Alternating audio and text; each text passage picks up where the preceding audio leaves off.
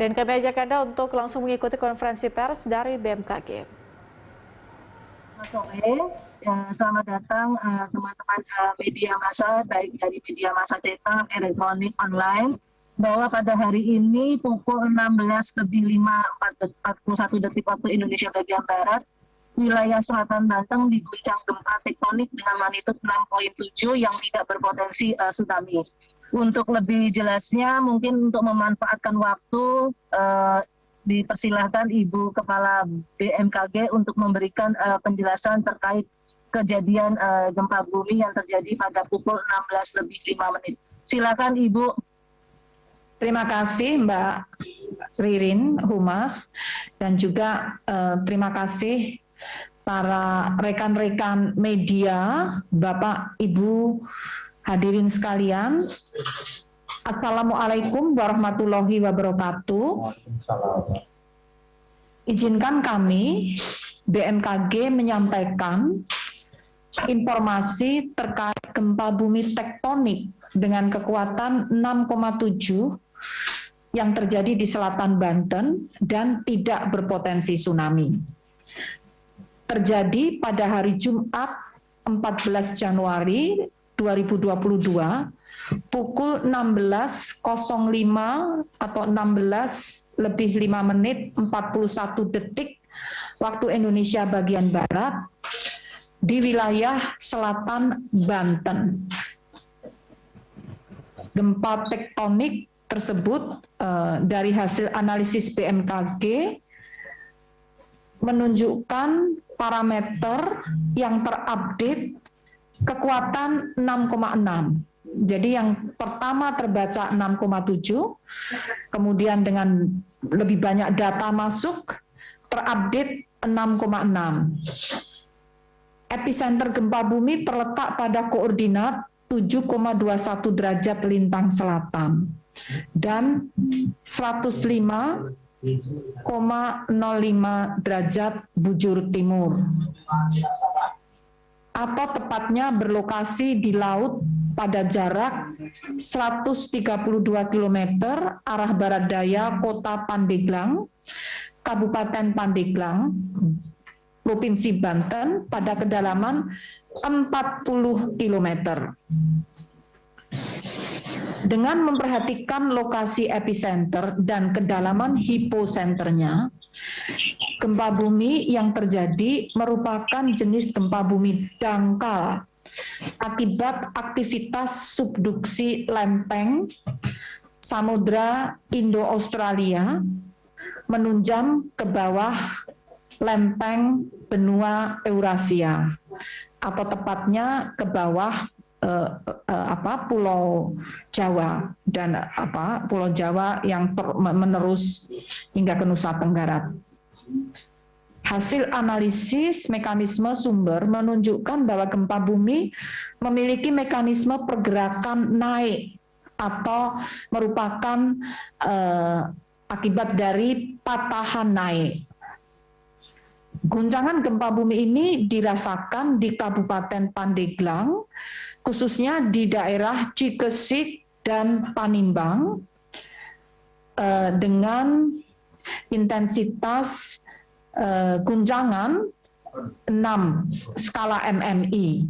Artinya getaran dirasakan oleh semua orang, dan di sini juga mengakibatkan kerusakan ringan. Tembok plester dapat juga lepas. Itu kriteria dari skala 6 MMI untuk tingkat guncangan. Kemudian juga dirasakan di daerah Labuan dan Sumur dengan intensitas guncangan 4 MMI, yang artinya dirasakan oleh banyak orang dan terdengar jendela pintu berderik, dinding berbunyi. Selain itu dirasakan pula di Tangerang Selatan, Lembang, Kota Bogor, Pelabuhan Ratu, Kalianda, Bandar Lampung dengan intensitas guncangan 3 hingga 4 mmi. Artinya dirasakan oleh banyak orang. Juga dirasakan di Anyer 3 mmi intensitas guncangannya, yang artinya dirasakan dalam rumah, terasa getaran seakan-akan truk berlalu.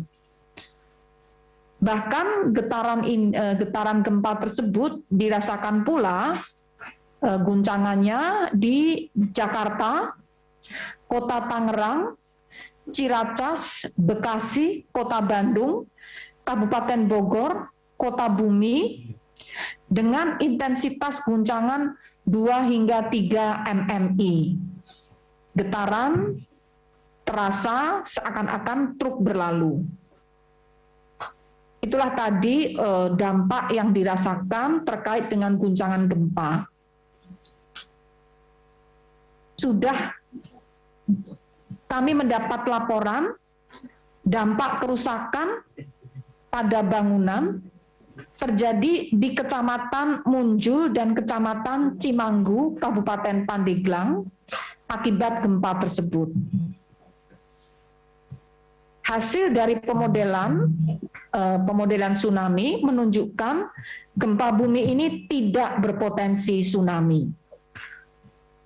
Kemudian perlu kami sampaikan, dari catatan sejarah kegempaan, sejak tahun 1851 hingga 1851 hingga tahun 2019 telah terjadi beberapa kali gempa bumi di wilayah tersebut, yaitu 4 Mei yang pertama tercatat di 1851 pada tanggal 4 Mei terjadi gempa bumi merusak di Teluk Betung dan Selat Sunda. Dan setelah terjadi gempa terjadi tsunami dengan ketinggian 1,5 meter. Kemudian pada tanggal 9 Januari 1852 terjadi gempa yang kuat, selanjutnya diikuti tsunami yang kecil. Kemudian 27 Agustus 1883 terjadi tsunami dahsyat.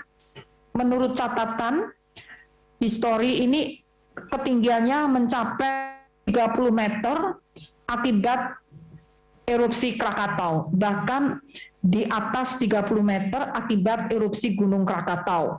Itu 27 Agustus 1883. Dan tanggal 23 Februari 1903 terjadi gempa dengan magnitudo 7,9 berpusat di Selat Sunda yang merusak di wilayah Banten. Kemudian 26 Maret 1928 terjadi tsunami kecil yang teramati di Selat Sunda pasca gempa kuat. Dalam catatan tersebut tidak disebutkan gempa kuatnya berapa. Ya. Kemudian 22 April 1958 terjadi gempa kuat di Selat Sunda diiringi dengan kenaikan permukaan air laut atau tsunami. Kemudian masih, ini sudah 6 kali kejadian, dan yang ke-7 kali, tanggal 22 Desember 2018, Selat Sunda dilanda tsunami akibat longsoran Gunung Anak Krakatau. Dan 2 Agustus 2019 terjadi gempa dengan magnitudo 7,4 yang merusak di wilayah Banten dan berpotensi tsunami. Jadi total kami mencatat ada 8 kejadian gempa dan atau tsunami yang pernah terjadi sebelumnya sejak tahun 1851. Bagaimana dengan gempa susulan? Hingga saat ini atau tadi saat pukul 17.20 tanggal yang sama 14 Januari 2022 Hasil monitoring BMKG menunjukkan terjadi 5 kali gempa susulan dengan magnitudo terbesar 5,7. Nah, rekomendasi yang perlu kami sampaikan kepada masyarakat di lokasi terdampak dihimbau agar tetap tenang dan tidak terpengaruh oleh isu yang tidak dapat dipertanggungjawabkan kebenarannya. Juga mohon menghindari dari bangunan yang retak atau rusak akibat gempa tadi. Mohon diperiksa dan pastikan bangunan tempat tinggal Anda cukup tahan terhadap gempa ataupun tidak ada kerusakan akibat getaran gempa yang membahayakan kestabilan bangunan sebelum Anda kembali ke dalam rumah. Pastikan informasi resmi hanya bersumber dari BMKG yang disebarluaskan melalui kanal komunikasi resmi yang telah terverifikasi.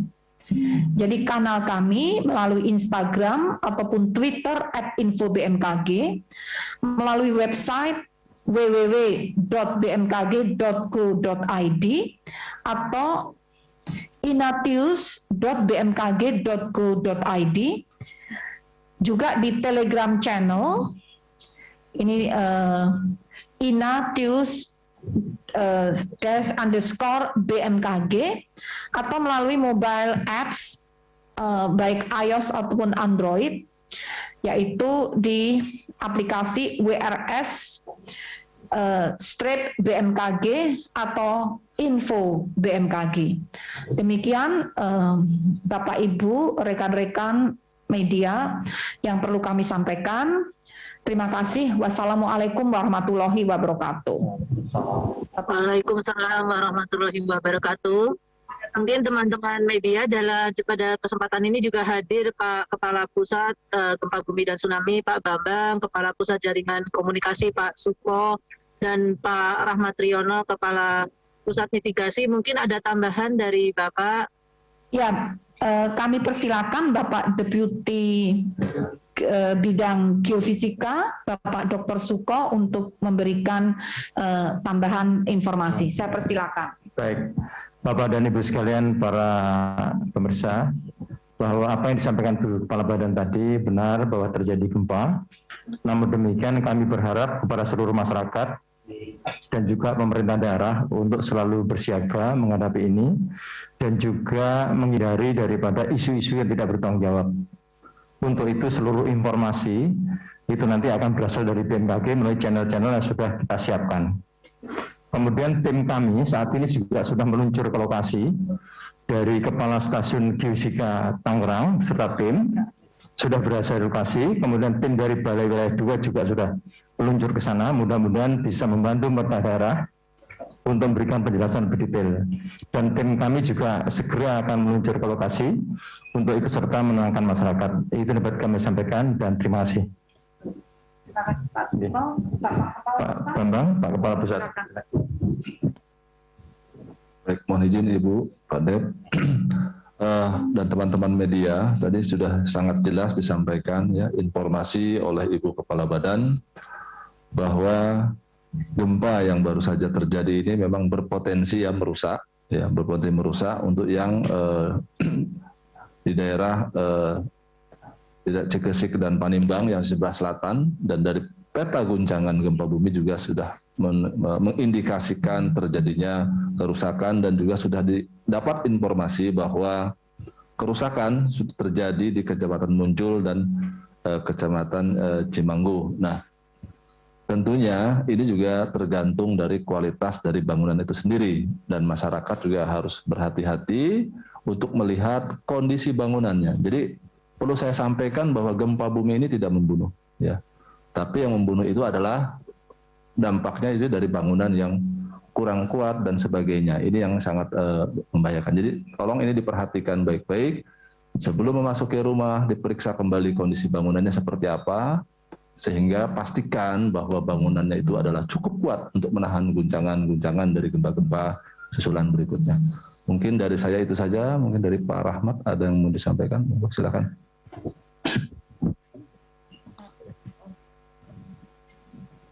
Baik, terima kasih menambahkan, melengkapi dari yang disampaikan oleh para pimpinan bahwa tadi disampaikan potensi kerusakan dengan yang intensitas 6 terjadi di beberapa lokasi, namun kami mencatat ada yang intensitas 5. Pengalaman kemarin waktu di Jawa Timur dengan intensitas 5 mm juga banyak terjadi kerusakan. Tentunya ini khususnya di daerah Sumur, Pandeglang, kemudian Wonosalam ini dengan di Lebak ini dengan intensitas 5, ini juga dengan bangunan-bangunan yang tidak standar ini berpotensi untuk terjadi adanya kerusakan. Kami dari Pusat Seismologi Teknik segera akan menurunkan tim untuk survei memvalidasi terhadap peta guncangan yang sudah kami rilis dengan kondisi di lapangan, dan insya Allah segera kami berangkat memvalidasi khususnya daerah-daerah yang intensitas guncangannya sekitar 5 sampai 6 mm sekaligus untuk mendata makroseismiknya atau kerusakan-kerusakan di sekitar epicenter, dan kami sudah siapkan tim dengan membawa sekaligus untuk memonitor terhadap gempa-gempa susulan. Demikian tambahan dari saya. Terima kasih.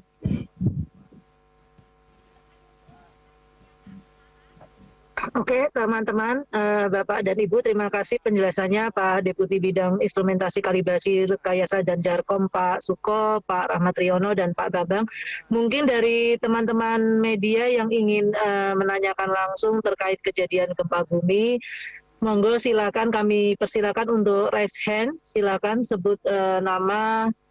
Oke, ini ada raise hand dari Udi PK ya, Pak Udi ya. Silakan Pak Udi. 10 kilo. Silakan Pak Udi. Halo. Ya, halo. Halo. Ya, Apakah halo. masuk?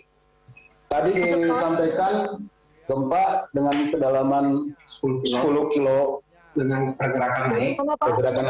Dari mana, Pak? Apakah tidak menjadikan berpotensi tsunami? Kurang jelas Pak, mohon lebih dijelaskan Pak, suaranya Pak, dikelirkan. Agak noise Pak. Maaf, mungkin saya tadi mendengar di sini. Maaf ya, langsung aja. Iya Bu. Jadi memang benar pada awal ya, menit ketiga ya. Menit ketiga setelah gempa terjadi, kami mencatat magnitudo adalah 6,7 dan kedalaman 10 km. Namun dengan bertambahnya waktu pada menit keempat ya, sekitar menit keempat, antara 4-5, data yang masuk semakin bertambah dan perhitungan menjadi semakin akurat, yaitu menunjukkan 6,6 ya, dan kedalamannya 40 km. Itu. Jadi memang bacaan yang pertama itu memang dengan data yang terbatas itu kami kecenderungannya adalah sedikit lebih tinggi, tetapi tidak signifikan perbedaannya. Jadi masih tetap gempa dangkal dan magnitudonya antara 6,7-6,6 itu update dari data. Jadi tapi sudah stabil ya, 6,6 itu sudah stabil, sudah tidak berubah. Nah, terima kasih pertanyaannya. Oke, mungkin ada tambahan Bapak, Ibu. Kalau tidak ada, mungkin kita lanjutkan pertanyaan dari Pak Faisal Aristama dari lemor.id Republika ya Bu ini. Izin bertanya, tadi disebutkan tanggal 2 Agustus tahun 2019 terjadi gempa magnitudo 7,4 berpotensi tsunami. Sedangkan gempa yang terjadi barusan di Cikusik Panimbang magnitudo 6,6 itu apa sih Bu yang membedakan kedua gempa tersebut?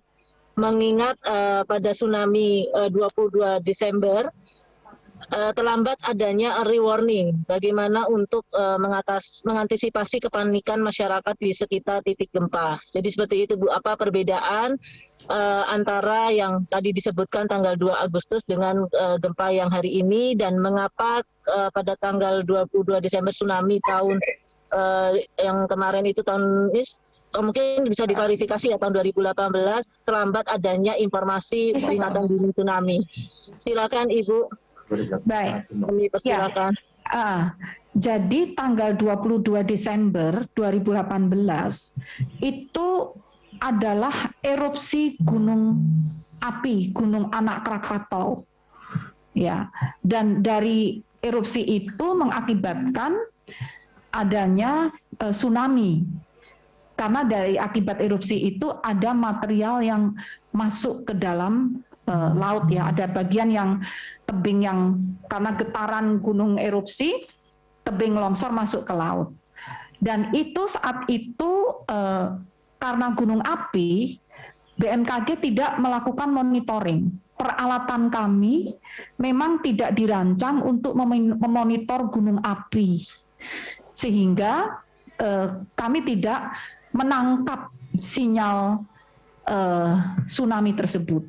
Jadi itu penyebabnya karena mekanismenya beda. Jadi apa bedanya? Yang tanggal 2 Agustus itu adalah tektonik, bukan gunung api. Yang tanggal 2 Agustus tahun 2019. Tetapi yang 22 Desember 2018 tidak ada peringatan dini dari BMKG karena memang tidak ada gempa tektonik. Jadi peralatan sistem monitoring yang ada di BMKG dibangun tahun 2008, dirancang khusus untuk memonitor gempa-gempa tektonik. Sehingga yang bukan gempa tektonik tidak akan terdeteksi dan tidak akan bisa diberikan peringatan dini. Itu. Namun kami dengan pengalaman tersebut, kami segera mengajak lembaga yang memonitor gunung api untuk segera exchange data. Jadi data-data gelombang-gelombang gempa akibat gunung api, setelah itu terutama Gunung Anak Krakatau sudah dapat masuk ke BMKG itu. Sebelumnya kami tidak ada data dari itu, sehingga saat ini kita bisa mendukung lembaga yang memonitor gunung api terkait khususnya untuk gunung api di laut, khususnya di Selat Sunda. Baru di Selat Sunda masih ada beberapa gunung api di laut yang sistemnya belum bisa dikoneksikan ke BMKG. Kami masih menunggu agar sistem tersebut digital. Ya, jadi karena sistemnya di gunung api belum semua digital, sehingga belum bisa semua masuk itu. Jadi belum bisa semua masuk itu. Jadi bedanya, pertanyaannya bedanya apa? Bedanya adalah tsunami-nya sumbernya adalah gunung api. Nah, yang 2 Agustus potensi tsunami akibat tektonik. Demikian. Oke, terima kasih Ibu Pimpinan Kepala BMKG. Mungkin kita lanjut pertanyaan berikutnya, Bu. Mungkin ini data dari gempa susulan hingga saat ini, setelah ada berapa terjadi gempa susulan dan berapa kekuatannya. Terus kemudian dari Arisa Dianamawati Pimela, itu terkait data kerusakan. Mungkin ini kami bisa berkoordinasi dengan BPBD, tapi ada konfirmasi apakah teman-teman dari BMKG sudah mendapatkan info terkait data dari kerusakan atau korban jiwa. Silakan untuk Bapak dan Ibu untuk memberikan penjelasan. Baik, mohon izin mungkin saya menjawab. Ya. Untuk hingga pukul 17.20 ya, waktu Indonesia Barat, hasil monitoring BMKG menunjukkan ya adanya 5 aktivitas gempa susulan ya, dengan magnitudo terbesar adalah 5,7 dan magnitudo terkecil adalah 3,5.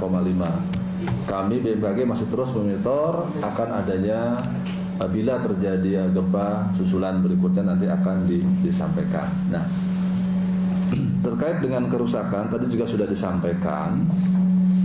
Hingga saat ini ada laporan kerusakan yaitu di Kecamatan Munjul, Kabupaten Pandeglang dan Tangkilsari, Cimanggu, Pandeglang terjadi kerusakan ya di atap dari plafon rumah yang jatuh gitu ya, mungkin bisa ditayangkan. Dan ada beberapa dinding dari bangunan tersebut roboh. Namun kalau melihat dari struktur bangunan di sini terlihat konstruksinya memang bangunan yang tidak tahan gempa ya. Jadi sementara itu yang bisa kami sampaikan, dan tim BMKG kebetulan juga sedang ada di sana, sedang meluncur ke lokasi, dan malam ini juga ada beberapa dari tim BMKG lainnya segera meluncur. Sedangkan untuk tim BMKG pusat itu akan besok Pak ya akan meluncur untuk menenangkan ya, ikut menenangkan masyarakat untuk membantu dari pemerintah daerah. Mungkin dari saya itu Bu. Mungkin perlu ditambahkan peningkatan mungkin dari Pak Suko, ada Pak Deputi Bidang Geofisika, silakan Pak Suko. Kami persilakan Pak. Ya, baik, terima kasih. Jadi memang perkembangan informasi terakhir sudah banyak beberapa rumah yang mengalami kerusakan. Memang berskala skala intensitas namanya, jadi biasanya bangunan-bangunan yang bangunan tua atau struktur yang bagus itu biasanya sudah mulai rusak, begitu ya. Tapi untuk bangunan-bangunan kuat biasanya kuat, tidak akan terjadi kerusakan. Di bawah 5. Maka itu saya himbau pada masyarakat di sekitar sana yang kira-kira bangunannya sudah mulai rusak, kiranya dapat berhati-hati untuk sementara keluar rumah lah, jangan ditempatin ya. Karena ditakutkan nanti menyebabkan roboh. Kalau ada goncangan kecil saja bisa menyebabkan rumah itu menjadi lebih rusak lagi. Sehingga untuk mengurangi korban yang lebih jauh, sebaiknya keluar dulu dari masyarakat untuk cari tempat yang agak aman. Saran kami seperti itu. Terima kasih Pak Rahmat. Ada tambahan? Cukup. Saya sedikit tambahan. Mohon diperhatikan kepada pemerintah daerah. Kayaknya nggak mati ya? Nyala ya? Kepada pemerintah daerah dan warga masyarakat, terutama di Jawa Barat, bahkan sampai Jawa Timur ya Pak ya. Jawa Barat, Banten, Jawa Barat. Terutama di Banten, Jawa Barat, dalam 30 hari terakhir ini memang kami mencatat terjadi peningkatan aktivitas kegempaan. Namun kekuatannya di bawah 5. Jadi barangkali ada yang tidak dirasakan, ataupun kalau dirasakan lemah ini. Tapi alangkah baiknya apabila ada kesiapan, terutama sudah menyiapkan bagaimana kondisi rumah dikondisikan cukup kuat terhadap gempa, dan kesiapan sebelum kejadian, perabotan yang kira-kira labil, mudah roboh dan berat, agar jangan ditempatkan pada posisi di mana kita sedang tidur atau sedang bekerja, sehingga dijauhkan saat kita bekerja itu cukup jauh dari benda-benda yang berat dan mudah roboh. Dan siapkan juga tempat perlindungan apabila rumah beberapa lantai atau gedung beberapa lantai, mohon disiapkan tempat perlindungan apabila terjadi goyangan. Seperti tadi kami juga merasakan semua ada tempat untuk berlindung sementara karena di lantai yang tinggi sebelum kita lolos keluar lari ya. Jadi ada perlindungan sementara, misalnya kalau meja ya yang kokoh, meja makan yang kokoh, atau benda apapun yang kokoh yang bisa untuk melindungi diri kita. Dan siapkan akses jalur evakuasi itu jangan terhalang apapun. Jadi jalannya jangan terhalang. Kalau ada barang yang kokoh untuk berlindung, jangan untuk menyimpan sesuatu. Biasanya di kolong meja itu banyak menyimpan, ada dos, ada peralatan, padahal itu sebetulnya tempat untuk berlindung kita. Jadi mohon disiapkan, dan lebih sering berlatih evakuasi mandiri, terutama yang berada di gedung bertingkat nih. Tadi saya juga di gedung bertingkat, dan kita lihat nampaknya karena di gedung publik ya, bukan di gedungnya BMKG, Ini kayaknya juga belum siap juga. Panik. Di Jakarta padahal, di Jakarta, di gedung bertingkat di Jakarta Pusat ya. Itu kayaknya ya belum siap ya, belum siap. Itu. Nah, jadi ini warning bagi kita semua. Ini di mal-mal, di hotel-hotel, ini mohon juga menyiapkan kondisi tersebut. Terima kasih. Ya, terima kasih Pak Suko, Pak Deputi Bidang Geofisika, Pak Korita. Mungkin teman-teman dari Elsinta tadi ada yang bertanya. Mungkin bisa raise hand teman-teman dari Elsinta, silakan. Kami persilakan. Iya, terima kasih Ibu. Salam hormat, saya dari Elsinta. Mau menanyakan mengenai pantauan di pantai, Bu. Karena tadi reporter kami di ujung kulon memantau airnya alhamdulillah masih landai ya, artinya tidak ada pergerakan apa-apa. Tidak ada Namun perubahan bagaimana muka air laut. di tempat-tempat lainnya, apakah ada peningkatan begitu? Demikian, saya Haryo dari Radio Elsinta. Terima kasih Ibu. Terima kasih Pak Aryo dari Elsinta. Benar sekali Pak, dari data monitoring kami, tide gauge ya. Tide gauge dan buoy juga. Ada tide gauge, kemudian ada juga buoy BPPT ya. Tidak menunjukkan kenaikan. Di situ tidak ada indikasi kenaikan muka air laut. Jadi benar sekali yang Bapak saksikan tadi. Dan memang Kepala Stasiun Geofisika Tangerang juga sedang berada di sana dan melaporkan juga tidak terjadi kenaikan muka air laut. Jadi prediksi bahwa tidak berpotensi tsunami nampaknya terverifikasi memang tidak terjadi tsunami. Terima kasih Bapak dari Elsinta. Sama-sama Bu, terima kasih. Oke, mungkin dari teman-teman ada yang bertanya lagi. Karena kalau dari chatroom sudah tidak ada pertanyaan, Ibu, mungkin nanti langsung saja doorstop teman-teman yang ada di ruangan media center. Mungkin kami kasih kesempatan satu lagi yang ingin raise hand. Silakan teman-teman. Tidak ada. Mungkin nanti doorstop Ibu, teman-teman, Bapak dan Ibu, Pak Suko, Pak Deputi Bidang Geofisika. Oke, ini ada pertanyaan Bu. Mbak Rini, ini Pak Daryono dan Pak Imam sudah standby untuk doorstop. Terima kasih. Oke, siap Ibu. Ini ada pertanyaan Ibu di chatroom Bu, satu pertanyaan. Apakah ini terjadi dikarenakan pergerakan sesar aktif atau penunjaman lempeng Ibu? Mungkin tadi bisa diulang kembali Ibu sesi Ibu. Ya.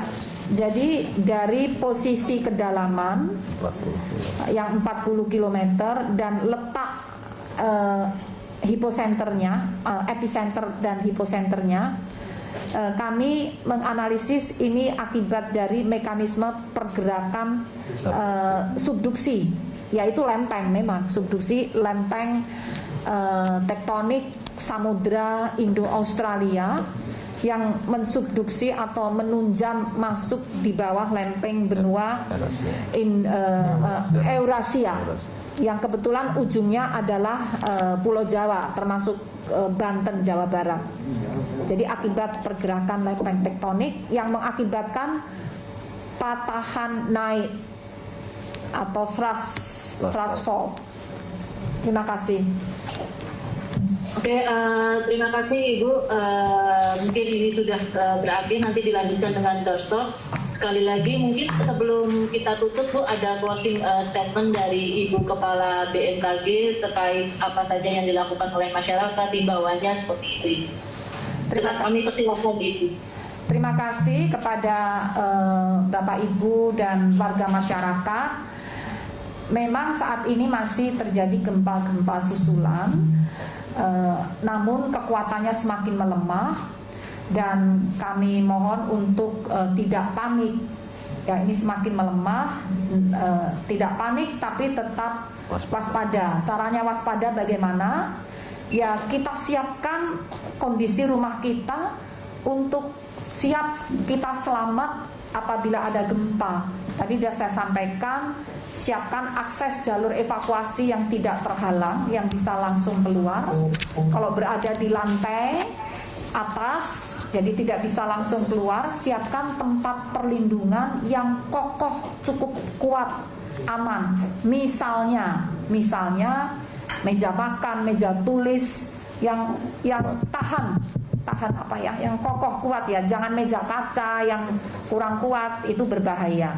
Nah, juga akses untuk keluar sampai di luar titik kumpul yang benar-benar aman, jauh dari benda-benda yang... Anda masih menyaksikan Breaking News Berita 1 bersama saya Anggita Wulandewi. Tadi kita baru saja ikuti paparan dari BMKG pasca gempa 6,6 magnitudo yang menyentuh Jabodetabek, di mana gempa diakibatkan oleh mekanisme pergerakan lempeng tektonik Samudra Indo-Australia yang mengakibatkan patahan naik menyentuh lempengan Pulau Jawa.